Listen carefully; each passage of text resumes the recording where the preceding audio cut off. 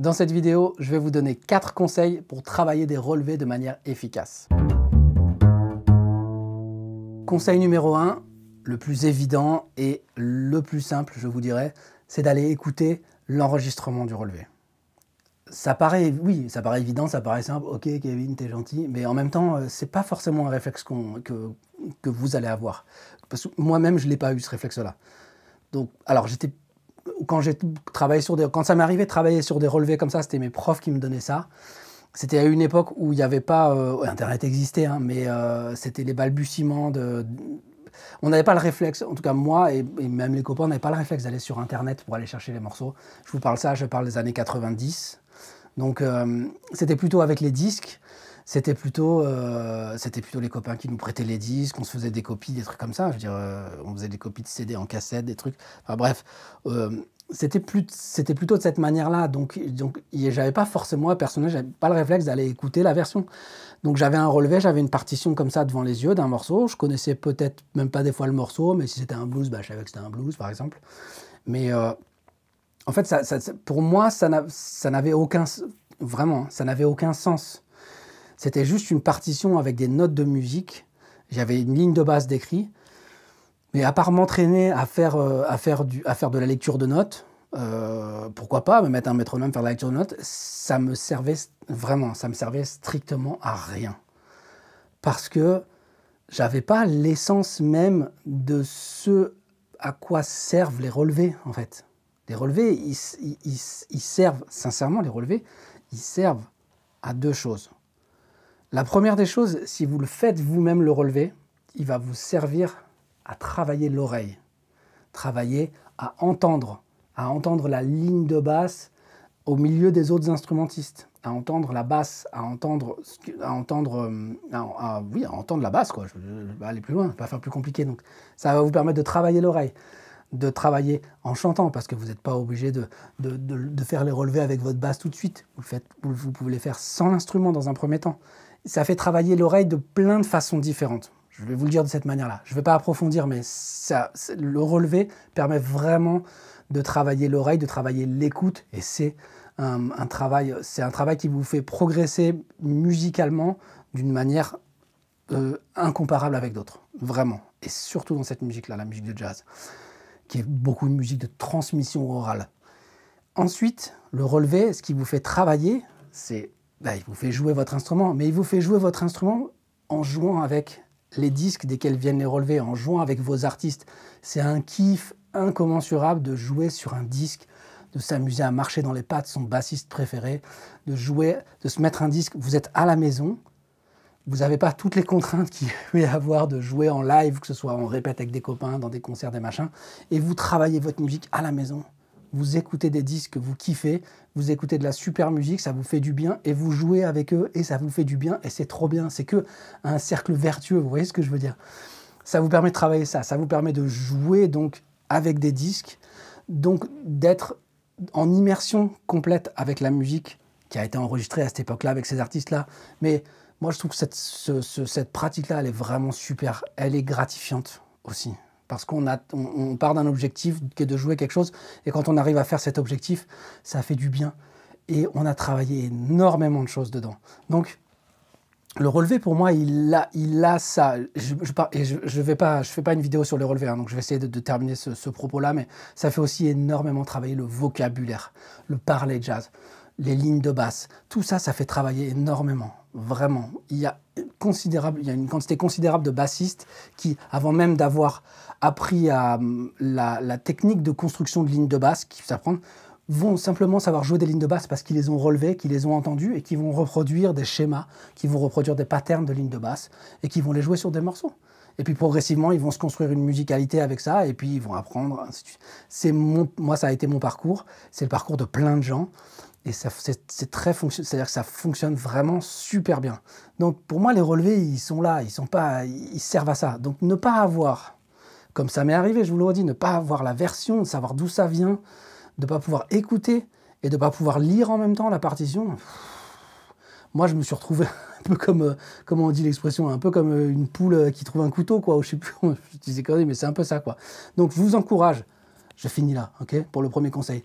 Écoutez, cherchez la version, cherchez le bassiste avec le nom du morceau, le nom du bassiste. Vous allez trouver des fois, voilà, vous allez trouver, parce que le bassiste, ils n'ont pas joué qu'une seule fois un morceau avec dans un disque. Vous allez trouver, c'est facile avec les Spotify, les YouTube, tout ça. Et écoutez, prenez-vous l'appart et écoutez. Et essayez de suivre la ligne de basse en écoutant. Du relevé en question, ou même de tout le morceau. Faites-vous un kiff, mais faites-le. S'il vous plaît, vous allez vous rendre compte que vous allez faire déjà une énorme partie du travail, parce que vous allez lire de la musique, et que cette musique, c'est un morceau avec des accords et avec une mélodie, et que la ligne de basse, elle fait sens dans ce contexte-là. Sinon, c'est juste des notes de musique qui sont jouées sur une grille harmonique, et vous allez rater un peu l'essence même, l'essentiel de ce qu'il faut travailler, de ce qu'il faut retenir et intégrer quand on fait des solos. Conseil numéro 2, simplifiez-vous le relevé. Je vous montre de suite avec un exemple qu'est-ce que ça donne. Donc cette technique, elle est valable pour les relevés de ligne de basse, mais même pour les solos. Ça s'applique vraiment sur tout. On va travailler sur un relevé de Béatrice, le morceau de Sam Rivers. Pour ceux qui ne connaissent pas ni Sam Rivers ni Béatrice, je vous encourage à aller découvrir le disque de Sam Rivers qui s'appelle Fuchsia Swing Song, un disque Blue Note des années 60 avec Ron Carter à la basse. Super disque, si vous aimez cette esthétique et cette musique-là, c'est un vrai régal. On a là pour le coup un relevé du contrebassiste George Mraz sur le disque de Stan Getz, Bossas and Ballad, The Lost Session. C'est un disque Verve enregistré en 1989, si je ne dis pas de bêtises. Donc on est un peu plus tard. Pas la même esthétique de son, mais un super disque, immense Stan Getz. George Mraz, excellentissime contrebassiste, que si vous ne connaissez pas, allez courir, allez vite voir sa discographie, vous allez voir avec qui il a joué. Et le palmarès, enfin le pédigré de George Mraz. On va rentrer directement dans le vif du sujet. Je vais vous jouer, alors c'est un morceau Béatrice qui fait que 16 mesures. C'est une grille qui est assez simple et qui est assez courte, pardon. Les harmonies sont pas très compliquées non plus, mais c'est chouette. Ça monte, ça monte d'un demi-ton, ça redescend. On est dans un truc entre modal et tonal. C'est vraiment vachement chouette. Ça sonne super. Je vais vous jouer le relevé très simplement, et puis je vais vous montrer ce que j'appelle la simplification. Parce qu'il y a déjà pas mal dans ce relevé, c'est le relevé juste de la première grille sur le thème. Il y a déjà pas mal d'informations, pas mal d'ornementation rythmique et mélodique qui peuvent poser beaucoup de problèmes à des musiciens qui n'auraient pas déjà une très grande pratique et qui auraient du mal avec tous ces petits trucs-là, tous ces trucs rythmiques, où ça se joue, comment ça se joue techniquement. Donc, je vous montre, et après je vous montre comment je simplifie. 1, 2, 3, 4.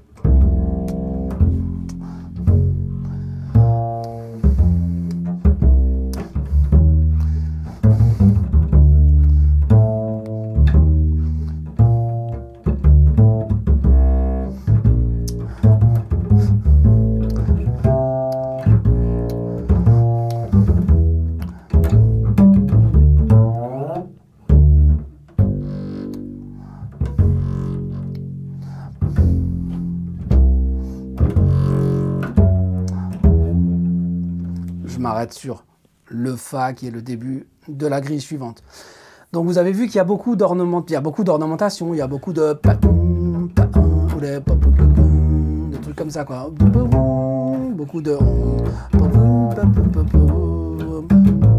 Beaucoup de choses comme ça, en plus des notes principales. Moi ce que je veux qu'on simplifie, c'est qu'on dégrossisse un peu tout ça, qu'on enlève toutes ces ornementations qui font partie de la musique. Je ne veux pas qu'on enlève définitivement, juste pour commencer à travailler l'essence même du relevé, c'est-à-dire les notes qui se trouvent sur les temps forts, les extraire, commencer par jouer simplement ça, avant de rajouter toutes ces petites ornementations qui vont demander, pour la plupart d'entre vous, beaucoup plus de travail.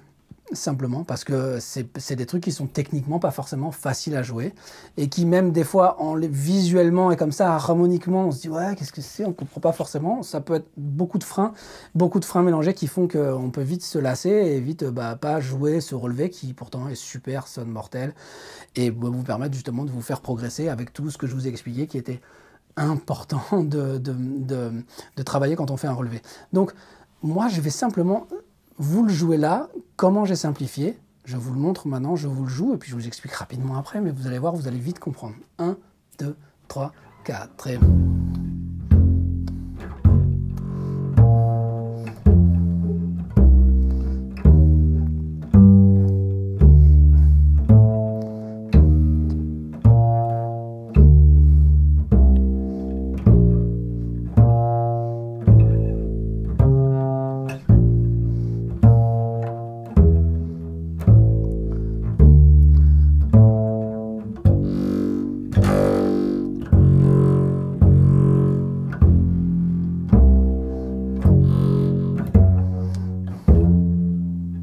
La dernière, je ne la note pas, hein, mais je la joue pour que ce soit conclusif.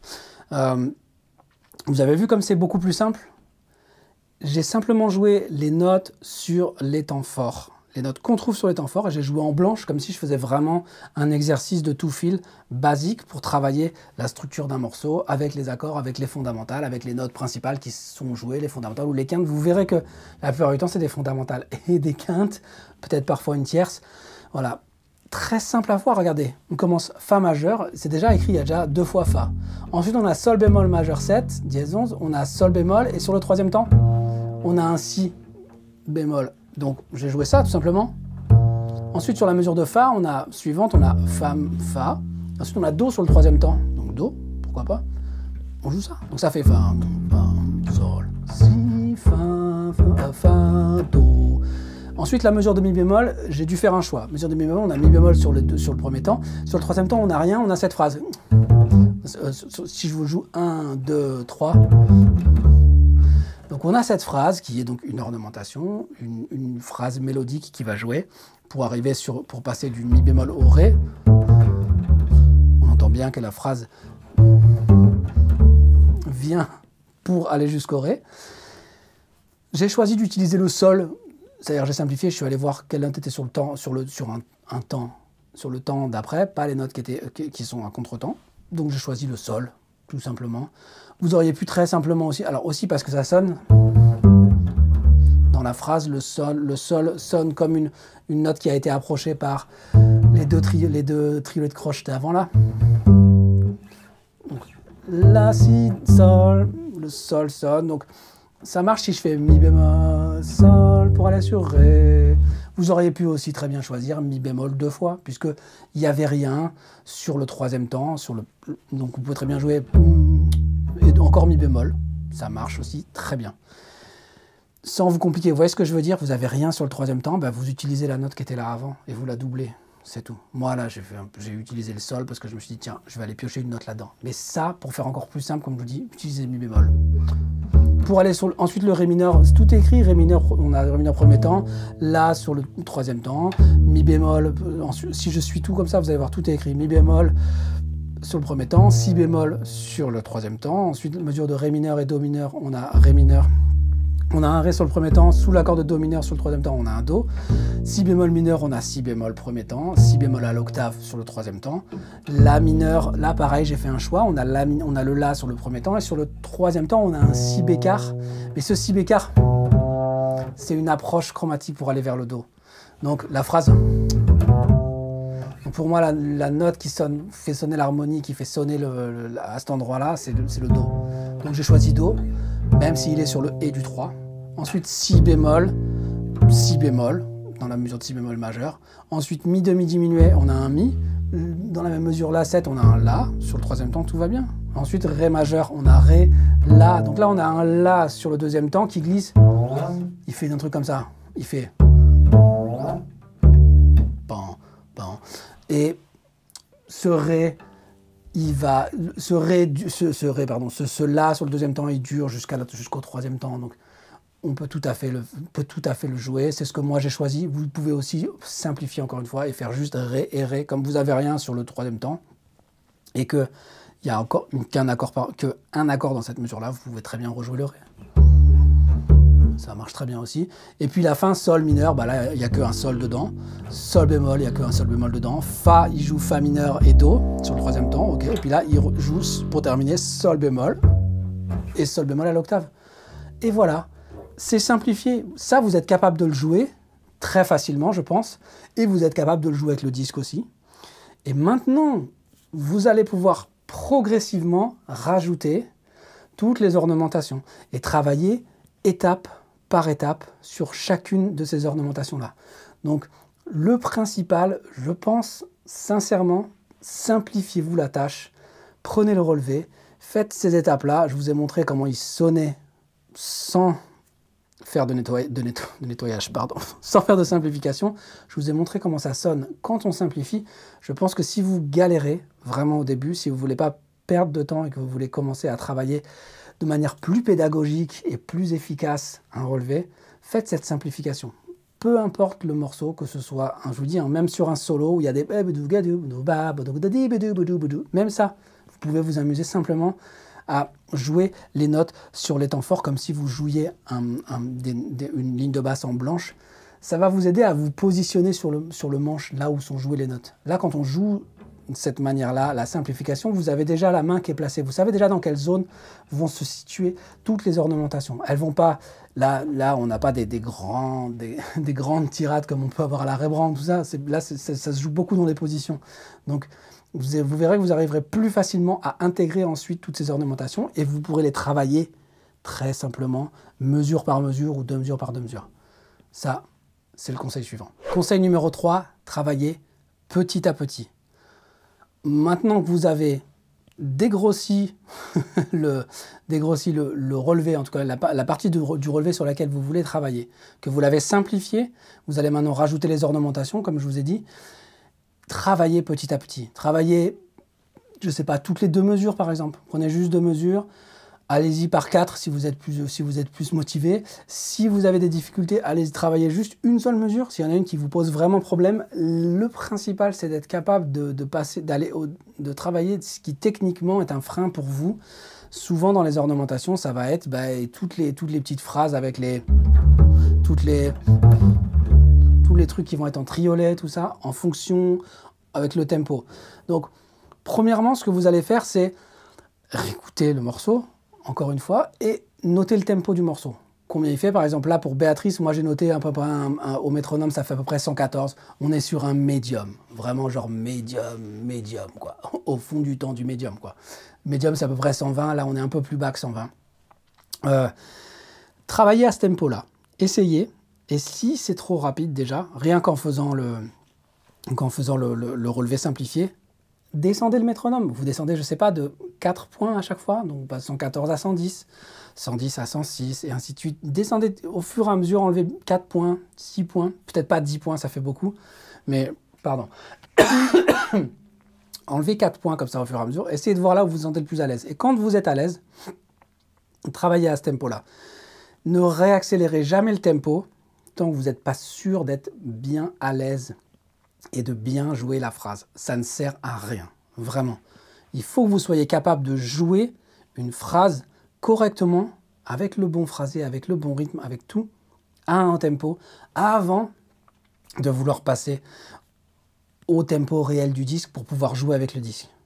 C'est important, on brûle toujours les étapes. Je veux dire, je suis le premier à continuer à faire ça tout le temps. C'est des mauvaises habitudes qu'on a beaucoup de musiciens, c'est à toujours vouloir jouer parce qu'on a les notes en tête, qu'on sait qu'elles sont là, machin, à toujours vouloir jouer vite et à toujours se dire, je joue à un certain tempo, je me plante, je réessaye, je me plante, je réessaye, je me plante, je réessaye. Non, si 3 fois, 4 fois je me plante, je réessaye, je baisse le tempo. C'est un réflexe qu'il faut prendre impérativement. Il ne faut même pas attendre 3 plombs. L'idéal, ce serait de pouvoir déjà commencer à se dire, je joue une fois, wow, c'est chaud, ok, je descends. Ah là, c'est bon, tranquille, je remonte de 4 points, et ainsi de suite. Ça, c'est la manière la plus sage et la plus rapide de travailler. Ça évite de perdre du temps à essayer de faire un truc qu'en fait, il suffit juste de baisser le tempo pour le travailler. Donc ça, pitié, travailler de cette manière-là, c'est la manière la plus efficace et la plus rapide de progresser. C'est on n'y arrive pas au tempo, on baisse le tempo, on travaille bien l'articulation, les notes, la justesse, tout, le phrasé, tout ça. Et puis on augmente le tempo progressivement et ainsi de suite, on va y arriver. Maintenant, prenez le temps vraiment de travailler phrase par phrase, donc mesure par mesure ou 2 mesures par 2 mesures, et revenez au disque. Quand vous faites ça, revenez au disque, écoutez la petite partie sur laquelle vous travaillez, parce que vous pouvez avoir des surprises, comme moi j'en ai eu un peu avec ce relevé, ou certaines notes qui sont écrites comme des notes, par exemple, je veux typiquement sur les 3, je vais vous jouer que les 3 premières mesures, les 4 premières mesures, pour que ça ressemble à quelque chose. Donc c'est écrit comme ça. Hein.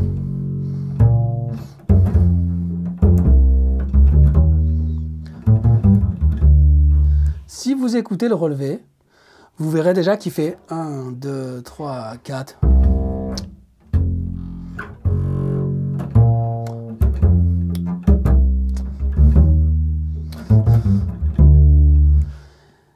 Vous avez entendu la différence?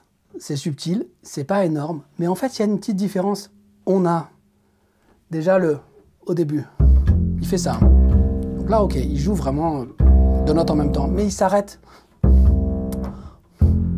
Il joue pas vraiment, il joue une noire, un silence et une noire. Il joue pas vraiment des blanches. Ça fait une petite différence. Hein. Ça, c'est des petites subtilités. Ensuite, sur le sol bémol majeur, si, et là, on n'entend pas, on entend, on entend une ghost note. Moi, j'entends une ghost note. Même si c'est un sol bémol, ça sonne plus comme une ghost note, ça sonne plus comme... Donc, marquer un sol bémol, pourquoi pas? Moi, j'aurais mis un sol bémol avec une croix. C'est comme ça qu'on note les ghost notes. Et pire encore, sur le Fa, il fait pas ça du tout, il fait vraiment une ghost note. Alors, peu importe qui met... Là, c'est plutôt la note. Les ghost notes, en règle générale, ça va plutôt être... Je vais le mettre là pour pas vous embêter à descendre la caméra. Là, c'est typiquement, il joue la ghost note, il joue un Fa, mais il le joue pas. Il n'appuie pas, d'accord, la main gauche. Il va jouer l'accord de Ré pour après atterrir, sur la corde de La et jouer le Do. Mais il joue pas, il fait pas. On n'entend pas pédant, on entend on atteint ce truc de ghost note en fait. Donc si vous écoutez pas ça et que vous essayez de jouer ça, c'est pas facile déjà à jouer des cartes comme ça, en dehors de faire techniquement en dehors de faire un barré, donc avec le petit doigt, bonjour le barré. Vous allez vous dire, putain c'est dur, alors qu'en fait non, écoutez l'enregistrement, moi j'entends pas la note, j'entends un... J'entends ça, j'entends pas ça. Donc, et c'est plus logique d'un coup, à me retrouver à faire sol bémol. Si, même pour le sol bémol, je n'entends pas le sol bémol. D'accord? Pour aller sur le Fa, pour aller sur le Do. Il joue des ghost notes. Après même ça, même le Do dièse, Ré, Mi bémol, moi j'entends pas clairement les notes. Là, tel que c'est écrit, ça me dit de jouer Do, Ré, Mi, Do dièse, Ré, Mi bémol. Vraiment, d'entendre vraiment Do dièse, Ré, Mi bémol. Alors qu'en fait, c'est pas forcément ces notes-là, parce que c'est pas clair. Les notes sonnent pas claires, c'est des notes c'est des ornementations, elles sont là pour ornementer la note, une note qui va être le Mi bémol, la note d'arrivée là, typiquement, et on n'entend pas hyper fort, donc qui est le Mi bémol, mais après ça peut très bien être... C'est pas obligé d'être un Do dièse, ça peut être... Il peut très bien faire Fa, Fa, Do, Fa... Vous voyez, là je fais... Le Do ou Do dièse, je le joue ghost, quoi. Ça marche pareil, hein. Je vous joue ça.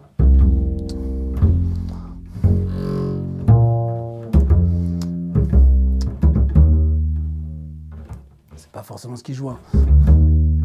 Voilà. C'est juste pour vous montrer des petites subtilités qu'il peut y avoir dedans, dans les relevés, et qui peuvent poser problème techniquement à un moment donné. Donc, revenez au disque. Écoutez précisément à cet endroit-là. À ce moment-là, vous prenez votre biniou avec vous, vous êtes en train de jouer, d'accord? On n'est pas dans l'étape du conseil numéro 1 où on fait que écouter. Prenez votre biniou et essayez de jouer comme il joue. Essayez de comprendre ça, essayez de comprendre la phrase, de voir comment il joue. Entraînez-vous avec lui à voir. Et c'est comme ça que vous allez découvrir techniquement comment jouent les autres contrebassistes et comment ils jouent ces phrases-là. Et c'est possible qu'il ait fait... n'y a pas de problème. Je ne dis pas que c'est pas ça. Ce que je dis, c'est que moi, ce que j'entends, quand j'écoute en détail, je ne suis pas sûr à 100% que ce soit ça. Et en même temps, c'est pas un problème si c'est pas totalement ça, d'accord? Essayez-vous de faire ce travail-là, je trouve qu'il est hyper important. De toute façon, ça va être le dernier conseil, le conseil numéro 4, toujours revenir au disque. Vous savez tout faire maintenant. Vous avez écouté la version, vous l'avez en tête, vous avez commencé à travailler le relevé en le simplifiant parce qu'il y avait beaucoup de choses qui étaient un peu difficiles et que ça faisait beaucoup de travail d'un coup pour avancer. Vous avez simplifié, vous êtes allé à l'essentiel. Vous avez maintenant commencé à travailler, en plus de ça, à un tempo sur lequel vous pouvez jouer, réintégrer les ornementations, réintégrer toutes ces petites phrases mélodiques, rythmiques qui donnent toute cette saveur à ce relevé. Maintenant, vous devez impérativement ne jamais oublier de tout le temps revenir au disque. Le conseil numéro 4, c'est ça, c'est revenez au disque tout le temps. Et surtout, une fois que vous avez fait toutes ces étapes, essayez de le jouer avec le disque. Même si c'est trop dur encore de le jouer avec le disque parce que c'est trop rapide et que vous n'y arrivez pas encore, que vous y arrivez qu'à un tempo plus lent, ce n'est pas grave. Écoutez phrase par phrase, on va dire toutes les 2 ou toutes les 4 mesures, et essayez d'entendre comment le contrebassiste joue son phrasé. Est-ce qu'il y a des notes qui sonnent plus fortes que d'autres? Est-ce qu'au final, certaines ornementations sont pas aussi... le tempo n'est pas aussi précis, il s'est joué d'une certaine manière, ça va être un peu plus fluctuant. Est-ce qu'il va tirer? Est-ce qu'il va pousser? Toutes ces petites subtilités qui vont faire l'essence même du phrasé musical, du fait que ça sonne parce qu'il le joue de cette manière-là, parce que c'est lui, c'est sa personnalité. Tout ça est hyper important. C'est vraiment cette dernière étape que vous devez jamais squeezer, pardon pour l'anglicisme, mais que vous devez jamais ne pas faire. Voilà. Il faut impérativement passer par là si vous voulez vraiment parfaire tout l'apprentissage que vous pouvez avoir du relevé. Je vous le redis, vous n'êtes pas obligé de relever les morceaux si c'est trop compliqué. Ça fait travailler énormément de choses, c'est juste formidable, mais vous pouvez quand même bénéficier d'une très grande partie de ce que vous font apprendre les relevés sans forcément avoir à les relever vous-même. Prenez un relevé qui existe déjà, travaillez de la manière dont je viens vous montrer, appliquez ces conseils-là, mais surtout essayez de jouer dans les pas du contrebassiste. Essayez de jouer impérativement, d'écouter la manière dont il joue les phrases. Et vous allez voir que ça va vraiment finir par faire un peu comme une genre de glu, quoi. Tout ce que vous allez apprendre, tout ce que vous aurez appris, toutes les étapes que vous aurez passées, là, ça va vraiment faire corps, faire qu'un. Et là, vous aurez vraiment travaillé pleinement ce relevé. Vous allez prendre plaisir et vous allez kiffer à jouer avec le disque, une fois que vous serez capable de jouer au tempo. Celui-là, il est cool, le tempo, donc ça ne devrait pas vous prendre trop de temps. Et ce sera que du bonheur. Vraiment que du bonheur, que du bénéfice. Je ne dis pas qu'après, une fois que vous avez fait ça, vous allez forcément être capable de pouvoir ressortir ce relevé comme ça de mémoire quand vous allez jouer Béatrice avec des copains. Ce n'est pas forcément le but. Ça, il y a d'autres méthodes pour, quand on a travaillé certaines phrases, certains vocabulaires musicaux pour se l'approprier, se le faire sien. C'est d'autres techniques de travail. Peut-être qu'avec un peu de chance, certaines phrases vous auront tellement parlé, vous les aurez tellement intégrées que ça ressortira. Vous savez pas quand, comment, peut-être même pas dans ce morceau, peut-être un morceau qui partage des mêmes harmonies. Ça va ressortir à un moment donné. Vous allez jouer les notes au même endroit ou de la même manière ou vous inspirer de la même phrase. Ça, c'est toute la magie de travailler des relevés et d'apprendre du vocabulaire. Mais après, le vocabulaire de la musique, pour l'intégrer, c'est une autre méthode, c'est une autre manière de faire, même si parfois, peut-être, ça peut ressortir. C'est pas le but. Là, le but d'un relevé, c'est d'apprendre du vocabulaire, c'est d'apprendre tout ça, mais c'est déjà de pouvoir le relever, de pouvoir le jouer, de pouvoir jouer avec des disques, de jouer avec des musiciens extraordinaires, avec des enregistrements de ces musiciens-là. Et ensuite, si vous avez envie qu'on parle de comment travailler pour intégrer des phrases musicales qu'on aimerait vraiment intégrer fortement à notre vocabulaire et qu'on aimerait intégrer à notre jeu pour qu'elles puissent ressortir quand on joue des morceaux avec d'autres musiciens, dites-le moi dans les commentaires, je vous ferai une vidéo avec plaisir. J'espère que cette vidéo vous a plu, partagez, likez, abonnez-vous si ce n'est pas fait, vous êtes nombreux à regarder mes vidéos et à pas être abonnés. C'est toujours du plus et du positif pour la chaîne et pour le référencement. Je vous remercie, portez-vous bien et jouez bien.